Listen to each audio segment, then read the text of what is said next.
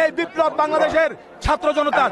তরুণ সমাজ, তারুণ্য এবং তাদের নেতৃত্ব বাঙালি জাতির অমৃতের সন্তান। আমি তাদেরকে স্যালুট জানাই। তাদের নেতৃত্বের জন্যই আজকে শেখ হাসিনার মতো একটা ফ্যাসিস্ট সরকার পালিয়ে যেতে বাধ্য হয়েছে। জনতার বাদ ভাঙা উচ্ছ্বাস, বাংলাদেশের 18 কোটি মানুষ, গণতন্ত্র প্রিয় মানুষ এই গত 15-16 বছর যাবৎ তাদের ভোটাধিকার প্রয়োগ করতে পারেনি, তাদের মত প্রকাশের স্বাধীনতা ছিল না এবং তারা নানাভাবে উৎপীড়িত নিপীড়িত হয়েছে। তারা নিজের ঘরের ভিতরেও উচ্চ শব্দে কথা বলতে পারত না। সেই অবস্থা থেকে মুক্ত হয়ে বাংলাদেশের 18 কোটি মানুষই আজ বাদ ভাঙা উচ্ছ্বাসে ভেঙে পড়েছে। এই বিপ্লব জনগণের, এই বিপ্লব বাংলাদেশের 18 কোটি মানুষের, এই বিপ্লব বাংলাদেশের ছাত্র জনতার। এটা বাংলাদেশের দ্বিতীয় মুক্তিযুদ্ধ। এই যুদ্ধটি সংগঠিত করেছে তরুণ সমাজ।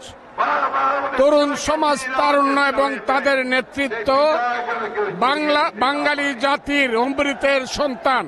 আমি তাদেরকে স্যালুট জানাই। তাদের নেতৃত্বের জন্যই আজকে শেখ হাসিনার মতো একটা ফ্যাসিস্ট সরকার পালিয়ে যেতে বাধ্য হয়েছে এবং আগামী কতদিনে আর এই দেশে হাসিনারা, আওয়ামী লীগাররা তাদের সূর্য কোনোদিন উঠবে বলে আমি মনে করি না।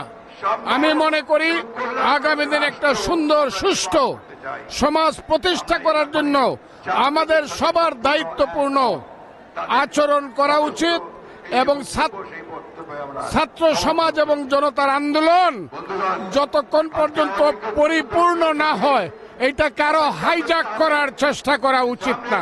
সেইটা আমি তাদেরকে ধন্যবাদ জানাই। যে ছাত্র জনতা তাদের রক্তের বিনিময়ে আজ আমার নেত্রীকে আমাদের সামনে দেখেছে, এই জন্য আমরা আল্লাহর কাছে লাখ শুকরিয়া আদায় করতেছি। জাতীয়তাবাদী দলই হচ্ছে নারী বান্ধব একটি দল।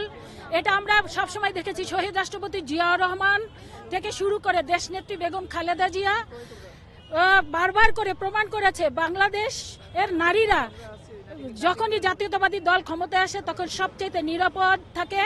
এবং আপনারা জানেন শহীদ রাষ্ট্রপতি জিয়াউর রহমান এবং দেশনেত্রী বেগম খালেদা জিয়া বিশেষ করে তিনি নারীদের জন্য যে অবৈতনিক শিক্ষা ব্যবস্থা চালু করেছিলেন, নারীদের শিক্ষা আরো অগ্রগতি করবার জন্য করেছেন শহীদ রাষ্ট্রপতি জিয়াউর রহমান। মহিলা বিষয়ক মন্ত্রণালয় আরো নারীরা বিভিন্ন ক্ষেত্রে আরো যত দ্রুত এগিয়ে আসে সেই ব্যাপারে যে ভূমিকা পালন করেছিলেন।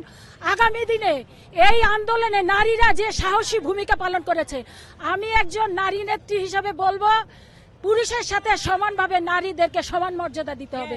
সেই জায়গায় জাতীয়তাবাদী দল অতীতে তো করেছেই, আগামীতে আমি মনে করি আরো বেশি বেশি নারীদেরকে মূল্যায়ন করবে।